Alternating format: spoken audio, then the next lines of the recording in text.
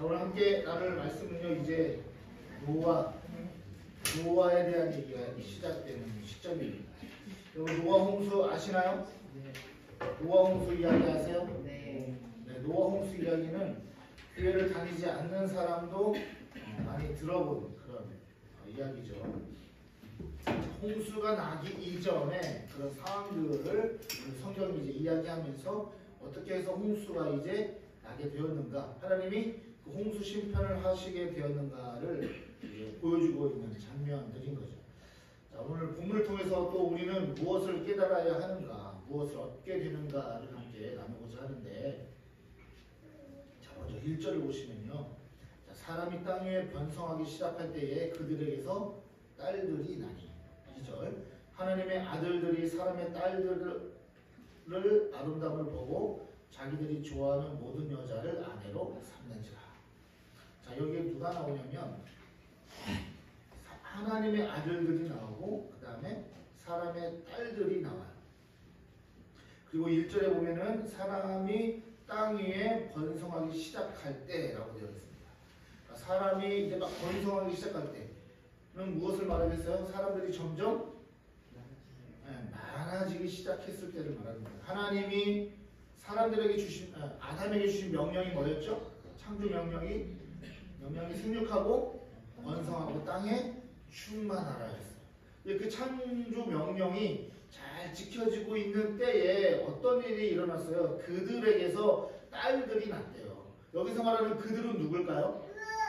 창세기 4장에서 나온 누구의 족보? 가인의 족보. 가인의 족보는 무엇을 가리킨다고 했어요?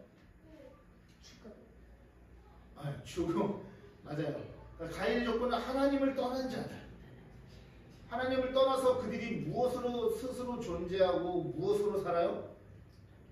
물질 문명의 발달로 인해서 자기들의 힘으로 살아보겠다고 하는 자들, 불신자들, 하나님을 경외하지 않고 믿지 않고 신뢰하지 않는 자들을 말하는 거예요.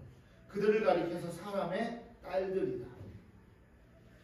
그들에게서 딸들이 나기 시작했어요. 자, 그 다음에 2절에 보니까 하나님의 아들들이 사람의 딸들의 뭘 봤어요? 아름다움을 봤대요. 아름다움을 보고 자기들이 좋아하는 모든 여자를 아내로 삼았다는 거죠. 자, 이 2절 때문에 여러 가지 이야기를 하는 경우가 많아요. 뭐냐면 하나님의 아들들은 누구고 사람의 딸들은 누구냐, 이 해석에 대해서 여러 가지로 이야기하는 사람들이 있거든요. 그 중에 몇 가지가 있는데 그 중에 대표적으로 하나님의 아들들은 천사들이다. 천사들이 땅에 내려와서 사람의 딸들과 이렇게 결혼을 해서 아이를 낳았다. 그래가지고 그 아이들이 누가 됐다? 오늘 본문에 4절을 보시면 네피림이 나와요. 그 거인들이라고 하는 그 네피림이 그래서 태어난 것이다. 이렇게 이야기하는 사람들도 있어요. 맞을까요? 틀릴까요? 틀려요. 또 한 가지 이야기하는 사람들이 있어요. 뭐냐면 이 하나님의 아들들은 왕족들이다. 그리고 사람의 딸들은 천민들이다. 이렇게 가설을 가지고 이야기하는 사람들도 있어요. 여러 가지가 있는데 사실 다 맞지 않죠. 말이 안 되죠. 왜냐하면 우리가 성경을 읽을 때 무엇을 따라 읽어야 될까요? 앞뒤 문맥을 따라 읽어야 돼요. 그러니까 지금 무슨 말을 하고자 하시는가, 하나님이 무슨 이야기를 하고자 하는가 라고 했을 때 그것을 유념해 두고 읽어야지, 지금 무슨 딱 그 하나만 가지고 하나님의 아들, 그러니까 신의 아들이라고 하니까 인간의 아내라 마치 천사라든지 어떤 다른 영적 존재였을 것이다 라고 말하는 사람들이 있는 거죠. 그러니까 그렇지 않다라는 거죠. 그러니까 여기서 말하는 하나님의 아들들은 누구겠어요? 바로 셋의 계통, 셋의 후손들. 즉 누구예요? 하나님을 경외하고 하나님을 잘 믿는 사람들을 말하는 겁니다. 그들이 어떻게 했다? 사람의 딸들을 보기 시작했다. 무엇을 보기 시작했어요? 아름다움을 보기 시작했다. 그러면 저기 셋의 자손들 중에서는 이쁜 사람이 없었나? 그죠? 셋의 후손은 이쁜 사람이 없고 가인의 후손만 이쁜 사람이 있었나? 그 말이 아닌 거죠. 무슨 이야기냐면 겉으로 보여지는 외면적인 것만 보고 그것을 추구하고 그것을 바라보고 살아가게 되었다라는 거예요. 이해되셨어요? 그러니까 지극히 욕심적이 되었다. 그 육체가 원하는 그 요구대로 그 욕구대로 살게 되었다. 겉으로 보기에 이쁜 여자만 아내로 삼았다. 그런데 문제는 뭐냐면 일부 일처가 아니라 오늘 2절 볼까요? 2절 끝부분을 보면 자기들이 좋아하는 모든 여자를 아내로 삼는지라. 이쁘면 그냥 막 데려와서 결혼하고 사는 거예요. 누가요? 하나님의 아들들이라고 일컬어지는 사람들. 그럼 이것은 무슨 이야기일까요? 결국에 그들의 믿음과 신앙이 점점 어떻게 되고 있다는 얘기예요? 무너지고 있다라는 얘기예요. 욕심에 따라 살아가게 되었다는 것입니다. 겉으로 보여지는 것을 중요시하게 여기면서 살아가게 되었다라는 거예요. 하나님을 잘 믿는 믿음의 사람들이 어느 순간 하나님을 믿지 않는 사람들의 외면적 아름다움만 보고 결혼하기 시작했다는 거예요. 하나님을 잘 섬기는 믿음과 신앙의 기준으로 가정을 이루는 것이 아니라 그저 외적인 미모 자체만을 가지고 이쁘면 다 마구잡이로 아내로 삼았다라는 거죠. 더군다나 심각한 것은 단순히 이쁜 사람만을 취했던 것이 아니라 중요한 것은 눈에 보이는 대로 취했다는 거예요. 그러니까 욕심이 끝이 없다. 정욕에 이끌리는 삶을 살았다라는 의미인 거죠. 하나님이 세우신 결혼 제도가 더 이상 하나님의 뜻과 상관없이 단지 인간들의 육신의 정욕을 채우기 위한 수단으로 전락해버리고 말았다라는 거예요. 그래서 육체적 쾌락을 따라 살아가기 시작했다. 이렇게 이해하시면 되는 거죠. 그렇다면 왜 그렇게 되었을까요? 왜 이런 세상이 되었을까? 우리가 지난 시간까지 5장을 보면 아름다운 모습이잖아요. 지난 시간 말씀 기억나십니까? 이 하나님의 자녀들의 이 후손들이 계속해서 죽지만 어떻게 돼요?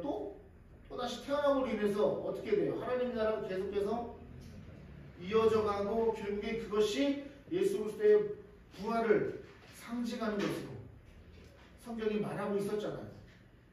그런데 오늘 6장을 보면 그 사람들이 점점 어떻게 됐어요? 그 신앙을, 믿음을 잃어버리기 시작했다는 거죠. 왜 그렇게 되었을까?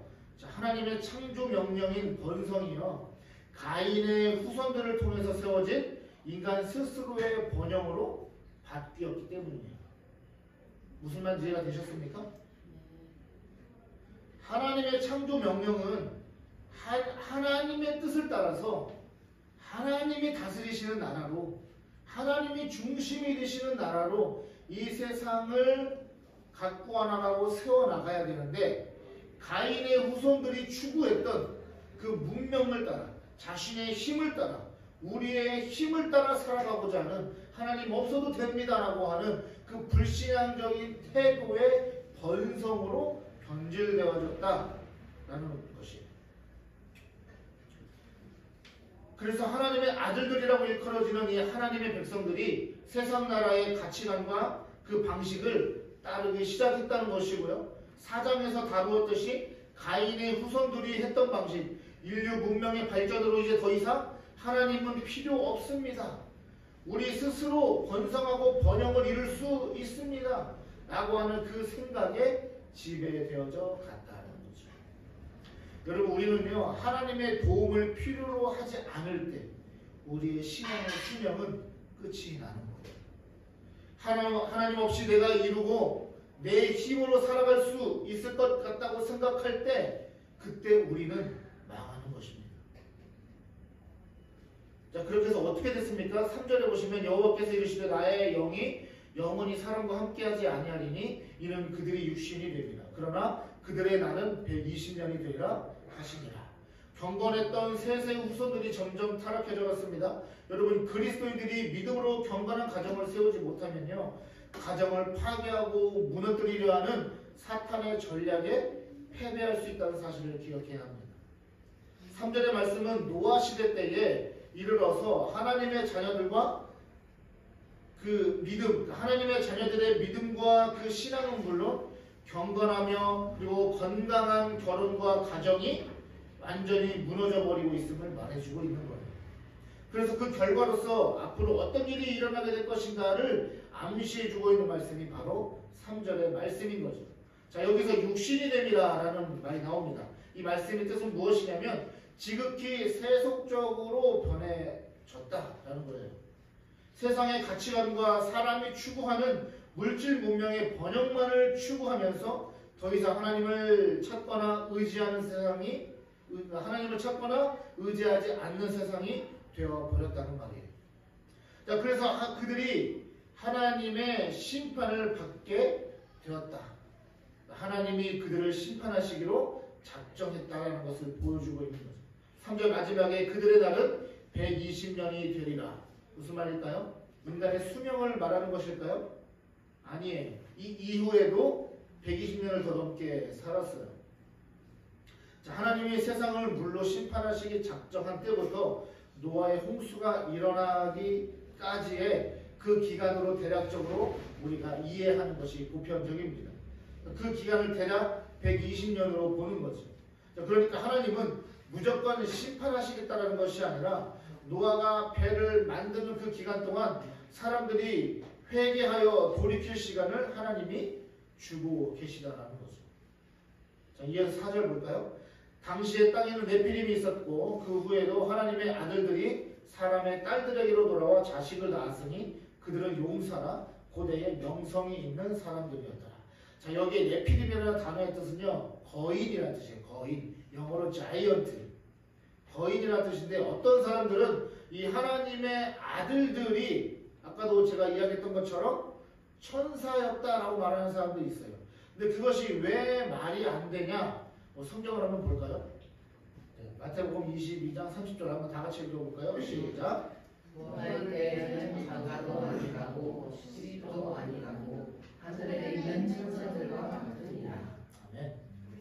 자, 부활 때에는 그러니까 부활하고 나면 뭐가 없어진다는 거예요? 성별이 없어진다는 거예요. 결혼이라는 것이 없어진다고요. 이해되셨죠? 부활한 우리의 몸은 이제 그 성별을 초월한 몸이 되는 거예요. 그래서 마지막에 뭐라고 되어 있습니까? 마지막 절에 누구와 같이요? 천사들과 같이. 그러니까 지금 천사들은 남녀 구분이 있어요? 없어요? 없어요. 성이 없단 말이에요. 성이 없는데 자식을 낳을 수 있어요? 없어요? 없죠. 성경은 이렇게 말하고 있는데 어떤 사람들은 여기서 하나님의 아들들은 천사들이다 이렇게 말하는 사람들이 있다는 거예요. 그러니까 그리스 로마 신화 같은 데 보면 그런 일이 많이 일어나죠. 막 신들이 땅에 내려와서 사람하고 결혼해서 거기에 낳은 그 자식들, 그 대표적으로 그 힘 센 용사가 누구예요? 아, 맞아요. 잘하시네요. 헤라클레스 들어보셨어요? 네, 헤라클레스가 그런 존재예요. 그리스 로마 신화에 보면. 근데 성경은 그렇게 말하고 있지 않습니다. 자, 여기서 이 거인이라고 하는 사람들은 유전적으로 그렇게 몸이 크고 최홍만 같은 사람들 있죠? 최홍만같이 그런 유전적으로 크게 태어나는 사람들이 말해요. 그런 거인과 같은 사람들. 자, 4절을 보면 하나님의 아들들과 사람의 딸들이 만나서 자식을 낳기 이전에 이미 누가 있었다라고 이야기해요? 네피림이 있었다는 거예요. 그러니까 하나님의 아들들과 딸들이 만나서 네피림이 생겼다라고 말하는 사람들의 주장이 틀려요? 틀려요? 네, 틀려요. 틀린 거예요. 그 전에도 이미 그 전에도 있었다는 얘기예요.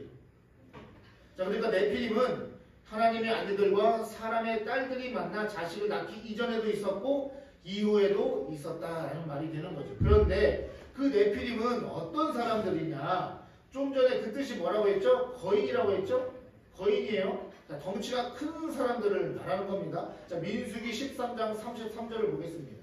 여기 보시면 이렇게 기록되어 있어요. 민수기 13장 33절에 거기서 네피림 후손인 아낙 자손의 거인들을 보았나니 우리는 스스로 보기에도 메뚜기 같으니 그들이 보기에도 그와 같았을 것이니라. 자, 이 말씀은 뭐냐면 가나안 땅에 정탐꾼을 보내요. 12명의 모세가. 그 중에 누구만 긍정적인 보고를 하죠? 갈렙과 여호수아만 긍정적인 보고를 하는데 나머지 10명은 어떤 보고를 해요? 지금 이러한 이야기를 하는 거예요. 그 가나안 땅에 들어가 보니 우리가 알고 있는 그 삼손과 같은 사람들이 많습니다. 그런 거인들, 네피림으로 보여지는 그 후손들인 것 같은 아낙 자손들이 있습니다. 그들을 보니까 어떻게 우리가 가나안 땅에 가서 정복해가지고 전쟁에서 승리할 수 있겠습니까? 아, 우린 못할 것 같습니다. 뭐 하나님은 우리 보고 가서 정복하라고 하시는데 아, 우리 못할 것 같습니다. 우리는 보니까 누구 같아요? 메뚜기 같아요. 여러분 메뚜기 잡아보셨어요? 잡아보셨죠? 메뚜기 그 잡으면 그 약해요, 안 약해요? 약하죠. 그냥 발로 팍 밟으면 팍 터질 것만 같은 그렇게 약한 그 메뚜기. 잡으려면 얼마든지 잡을 수 있는 그 약한 메뚜기. 그 메뚜기 튀겨서 먹기도 하잖아요. 그렇죠? 그 약한 존재란 말이에요. 그러니까 이스라엘 백성들이 스스로 자신들을 좀 어떻게 봤어요? 굉장히 메뚜기와 같은 약한 존재로 지금 보았단 말이에요. 자, 그 다음에 4절 후반에 보면 용사요 명성이 있는 사람들이다 라고 말하고 있습니다. 자, 여기서 용사는 힘 있는 전사를 말해요. 그리고 다른 말로 하면 영웅이라는 뜻을 가지고 있어요. 고대 세계에서는 누가 영웅이었겠어요? 힘세고 전쟁에 나가서 전쟁을 승리로 이끌 수 있는 사람들. 그러니까 골리앗 같은 사람들이 그 블레셋 족속에게는 영웅 같은 존재인 거죠. 그런 영웅. 그리고 그들을 어떻게 합니까? 사람들은 우러러 보는 거죠. 와, 우리의 영웅. 우리나라도 영웅이 있죠? 우리나라의 영웅 누굽니까? 예수님이요? 이순신. 그렇죠. 우리나라 역사에도 영웅, 우리가 영웅으로 여기는 이순신 장군이 있는 것처럼 이 영웅하면 사람들이 어떻게 봐요? 아, 우러러 본단 말이에요. 높이 우러러 본단 말이에요. 그리고 명성이라는 단어가 나옵니다. 그 명성은 무슨 뜻이냐면 유명하다라는 뜻이에요. 여러분 영웅들은 유명해요, 안 유명해요? 유명하죠. 이 네피림이라고 불리는 이 거인과 같은 사람들, 그러니까 덩치만 큰 사람들 보고 또 거인이라고 하진 않죠. 어떤 재력이 많거나 어떤 권력이 있거나 어떤 힘이 있거나 그런 사람들을 가리켜서 우리가 흔히 거인과 같다라고 이야기를 표현을 하기도 합니다. 그런 사람들은 뭐가 있어요? 그 유명세가 있어요. 스타성을 가지고 있단 말이에요. 그들을 가리켜서 스타라고 이야기를 한단 말이죠. 그런 것들이 성경에 나오는 것들이 오늘날도 별반 다르지 않습니다. 이 세상은요, 이 세상 사람들은 무엇을 갖고 싶어 해요? 여러분 힘을 갖고 싶어 하고요, 유명해지고 싶어 하고요, 영웅이 되고 싶어 합니다. 그러한 심리들이 있어요. 여러분 성경이 지금 이것을 말하는 이유가 무엇이겠습니까?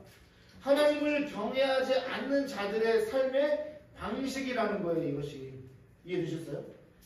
네피림과 같은 사람들, 영웅 같은 사람들, 유명한 사람들, 그들은 무엇을 의지하고 살아요? 힘을 의지하고 산단 말이에요. 그러니까 그 힘이 너무 세니까 이스라엘 백성들이 가나안 땅에 정탐하러 갔을 때 보자마자 어떻게 해버렸어요? 쫄아버린 거죠. 우리는 메뚜기 같다라고 이야기하는 거예요. 세상은 그렇습니다. 세상은 힘을 추구하고요, 권력을 추구하고요, 명예를 추구하고요, 그리고 유명해지고 싶어하고 더 높은 곳으로 올라가고 싶어하는 것이 세상이다라는 거죠. 그래서 하나님께서 5절에서 이렇게 말씀하시는 거예요. 5절 볼까요? 여호와께서 사람의 죄악이 세상에 가득함과 그의 마음으로 생각하는 모든 계획이 항상 뭐할 뿐임을? 악할 뿐임을 보셨다. 자, 잘 들으세요. 잘 들으셔야 돼요. 사람들이 생각하고 계획하는 모든 것들이 악하다는 거예요. 내가 어떤 나쁜 짓을 하기 위한 계획을 세운 것만을 말하는 것이 아니라 모든 것들, 어떤 것이라도, 어떤 경우에라도 모든 생각과 모든 계획들이 악하다. 왜요? 왜 악할까요? 왜 악할까요? 하나님을 떠난 것은 다 악한 거예요. 아멘이십니까? 내가 생각할 때는 좋은 일 같고 내가 생각할 때는 선한 일 같지만 그러나 하나님을 떠난 이 세상은 뭐예요? 악할 뿐인 거예요. 하나님을 떠난 인간, 하나님을 경외하지 인간들이 하는 모든 것은 악한 것입니다. 왜냐하면 그 안에 진리가 없기 때문입니다. 진리가 없다는 것은 예수가 없다는 말이에요. 예수님을 믿지 않는 자들의 모든 계획은 선할 수가 없습니다. 그것은 지극히 인간 스스로를 위한 것이기 때문인 것입니다. 그래서 오늘 성경 지난 4장과 5장과 오늘 6장을 살펴볼 때 가인 계통, 가인의 족보를 일컬어서 그들을 향한 키워드 단어가 있습니다. 이게 뭐냐면 번영, 번성, 문명, 유명, 스타, 강함. 그것은 이 세상이 추구하는 살아가는 방식이에요. 그러나 세세계통, 하나님을 섬기는 자들, 하나님을 믿는 자들, 하나님을 경외하는 자들의 삶의 키워드가 있어요. 그건 뭐예요? 메뚜기예요.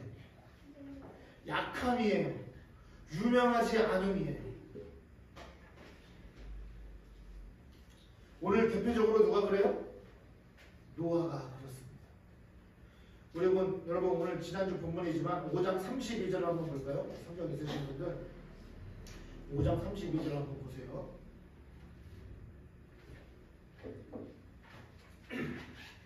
5장 32절 보면 노아는 500세 된 후에 셈과 함과 야벳을 낳았더라 라고 되어 있습니다. 자 이제 저를 보세요. 노아가 셈과 함과 야벳 이 세 아들을 낳았는데 언제 낳았어요? 몇 살 때? 성경에 보니까 500세 된 후에 500살 때 자식을 낳았다는 거예요. 근데 그 앞에 성경 이 족보 이야기를 보면 누가 몇 세 때에 누구를 낳고가 나와요. 그런데 어떤 사람은 70세에 어떤 사람은 60세에 어떤 사람은 뭐 100 몇 세에 늦으면 좀 100살 때예요. 근데 오늘 노아를 보면 500세래요. 아니 늦었어요? 안 늦었어요? 늦었어요. 오늘날로 치면 한 50세 될까요? 그렇죠? 이때는 900살까지 살았으니까 100살이면요 아이예요. 이 아이들 같은 거죠. 따지고 보면 한 500세쯤 되면은 지금의 뭐 한 5, 60세 뭐 이렇게 계산해 볼 수도 있는 거죠. 생각해 볼 수 있는 거죠. 그러니까 아이를 낳는 그 시점이 늦었어요, 안 늦었어요? 늦었어요. 지금 많이 그렇지 않지만 옛날 시대에는 아이를 못 낳는 것에 대해서 창피함이 있었어요, 없었어요? 옛날에는 근데 창피함이 있었어요. 사람들이 무시했어요. 그래서 여성분들은 특히나 아들을 못 낳으면 막 무시받는 시대를 살았단 말이에요. 이 고대 시대는 더 그랬어요. 아이를 못 낳으면 아주 사람들로부터 무시당하고 그리고 내세울 것이 없고 고개를 못 들고 다닐 정도로 그러한 취급을 받는 그러한 시대였단 말입니다. 그러니까 노아는 지금 어떤 삶을 살고 있었어요? 사람들로부터 무시받을 만한 그러한 환경에 처해져 있었다라는 거예요. 그런데 그 노아를 향해서 하나님이 뭐라고 말씀하시는가? 성경을 보겠습니다. 8절, 오늘 본문의 8절. 그러나 노아는 여호와께 무엇을 입었어요? 은혜를 입었더라. 여러분 하나님의 은혜면 되는 거예요. 할렐루야. 세상이 볼 때 다른 사람들이 볼 때 나는 내세울 것이 없고 자랑할 것이 없어도 내 안에 뭐만 있으면 하나님의 은혜만 있으면 되는 것입니다. 제가 좀 전에 얘기했던 것 하나님을 경외하는 자들의 키워드는 메뚜기, 약함, 유명하지 않은 것들이에요. 힘이 없음이에요. 여러분 그리스도인들은 이 세상을 살아가는 방식이 힘으로 이 세상을 지배하는 방식이 아니에요. 우리는 약한 존재로 살아가는 거예요.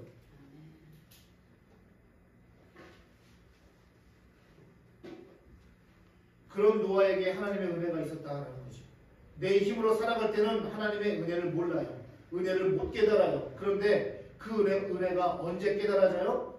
내가 약해졌을 때 은혜가 깨달아져요.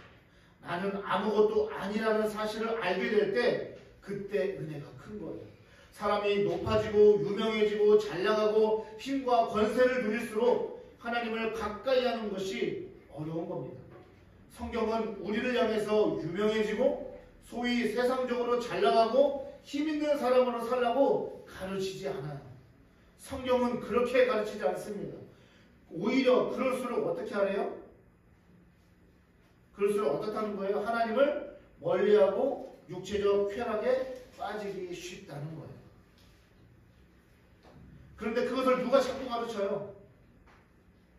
그런 인생을 살도록 누가 가르치는 거예요? 사단이 가르치는 거예요. 사단이 속삭이는 거예요. 사탄은 세상의 방식으로 살라고 우리를 자꾸 가르칩니다. 더 유명해져라. 더 많이 누려야 된다. 더 높아져라. 더 힘을 가져라라고 우리를 부추겨요. 왜요? 그래야 하나님을 떠나기 때문입니다. 그리스도인들은요, 메뚜기로 살아가는 사람들이에요. 약한 자로 살아가는 사람들이에요. 그러나 그 안에 무엇이 있어요?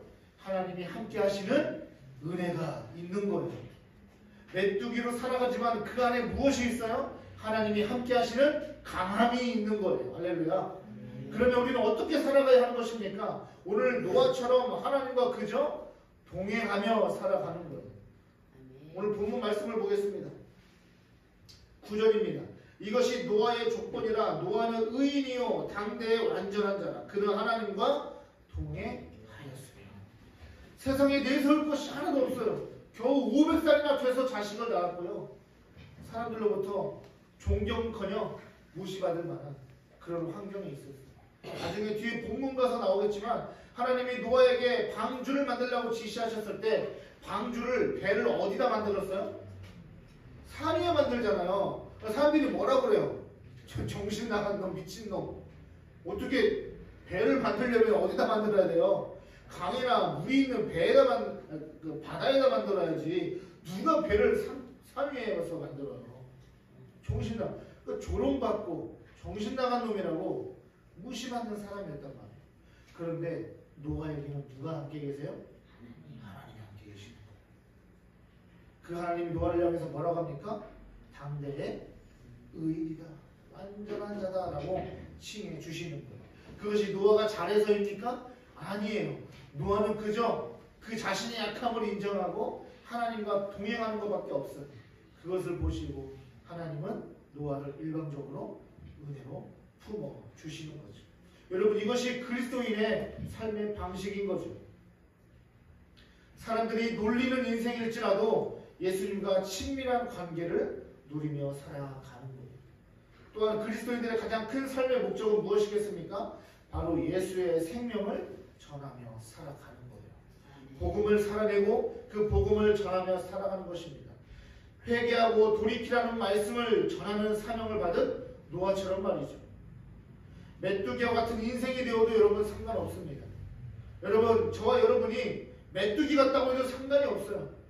다른 사람들이 볼 때 우리를 연약하다고 놀려도 상관이 없어요. 그러한 약해 보이는 인생일지라도 예수의 생명을 건, 예수의 생명에 목숨을 건 그러한 인생을 사는 자들에게는요, 무엇이 있어요? 하나님이 우리의 삶을 붙드시는 은혜가 있다는 사실입니다. 여러분, 그 인생을 가리켜서 하나님은 오늘 노아와 같이 완전하다 말씀해 주시는 것입니다. 하나님이 보실 때 완전하다라는 것은, 하나님이 보실 때 완전하다고 인정받는 것이야말로 우리 인생의 최고가 아니겠습니까? 그것은 나의 힘으로 인정받는 것이 아닙니다. 왜냐하면 우리는 그럴 자격이 없기 때문이죠. 우리의 약함을 있는 그대로 인정하고 주님의 은혜만을 바라볼 때 하나님은 우리를 완전한 인생으로 바꾸어 주십니다. 오늘 저와 여러분의 인생도 이와 같이 되기를 주의 이름으로 축원합니다. 나는 내세울 것 없지만 여러분, 우리가 내세울 것은 딱 한 가지 있어요. 뭐예요? 하나님이에요. 저 세상 사람들에게는 누가 없어요? 하나님이 없어요.